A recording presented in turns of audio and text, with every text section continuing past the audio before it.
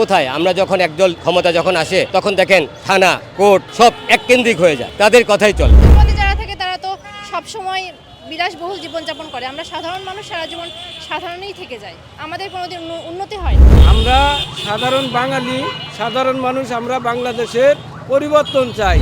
এখানে হা ভোটের কথা বলেছে, যেটা এখানে কিন্তু অনেক কিছু পরিবর্তনের কথা বলেছে, যেমন বিচার ব্যবস্থাকে দুর্নীতিমুক্ত করতে হবে, স্বাধীন করতে হবে। বিচার ব্যবস্থা যদি দেশের মধ্যে স্বাধীন হয়ে যায়, নিরপেক্ষতা থাকে, তাহলে কিন্তু আমাদের চলার পথটা সুন্দরভাবে চলতে পারবো আমরা। আগামী আমরা যে সোনার বাংলাদেশ ছিল, আমাদের সোনার বাংলাদেশই হবে। এটা অ্যাকচুয়ালি এটা সোনার বাংলাদেশ, কিন্তু আমরা মানুষগুলো ভালো না। এখন যদি আমি বলি সত্য কথা বললে তো অনেক কথা বলা যায়। যারা রাজনীতি করেন, জাতীয় পার্টি বলেন, বিএনপি বলেন, আওয়ামী লীগ বলেন, যেই বলেন, আমাদের কথা হলো কোনটা, ক্ষমতা আসার পর এগুলো কাজ যদি করতে পারে তাহলে একজন ক্ষমতা সারা জীবন থাকতে পারবে না। যদি সে সঠিকভাবে নির্ধারণ করে দেশটাকে সেভাবে পরিচালনা করে পারবে, কিন্তু করতেছে না তো। কোথায় আমরা যখন একদল ক্ষমতা যখন আসে তখন দেখেন থানা কোর্ট সব এককেন্দ্রিক হয়ে যায়, তাদের কথাই চলে, আর কার কথা চলে না। কিন্তু আমি চাচ্ছি কোনটা, যাতে যে দলই ক্ষমতা আসুক, সে যেই দলই হোক, কিন্তু নিরপেক্ষ থাকে। যাতে আজকে আপনি আওয়ামী লীগ ক্ষমতা ছিল, থানার মধ্যে বিএনপি ছেলেরা গেছে, কেউ পায়নি, কিন্তু জাতীয় পার্টি বলেন, সাধারণ জনগণ বলেন, তাদের কথাই চলে। কিন্তু আমি চাচ্ছি কোনটা, যাতে ওই যে কথাটা জুলাই সনদে লেখা আছে যে বিচার ব্যবস্থাকে স্বচ্ছ করতে হবে, আর স্বচ্ছ রাজনীতি করতে হবে,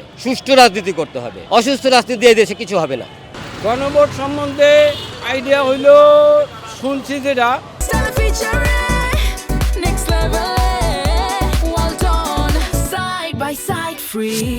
যে যদি দেশের পরিবর্তন করতে হয় তাহলে হা ভোট দিতে হবে, আর পরিবর্তন না চাইলে না দিতে হবে। আমি তো হা ভোট দিমু, দেশের পরিবর্তন চাই। তারা বোঝে না, তাকে বুঝাইতে হবে। তারা বোঝার চেষ্টা করে না, বুঝলে তারা না ভোট দিব না, তারা হা ভোট দিব। তাকে বুঝের অভাব আছে, তাকে বুঝাইতে হবে। এটা আমার দায়িত্ব। ছাড়া হইলেও কোনো লাভ হবে না। আমি হা ভোট দিব, আমি পরিবর্তন চাই, এটা আমার দায়িত্ব। হা ভোট দিলে দেশের যদি পরিবর্তন হয়, সাধারণ মানুষ আমরা সুখে থাকবো, স্বস্তি পাবো, দুর্নীতিমুক্ত থাকতে পারব, নির্যাতন নিষ্পেষণ থেকে আমরা মুক্তি পাবো। বাংলাদেশের পরিবর্তন হওয়া দরকার।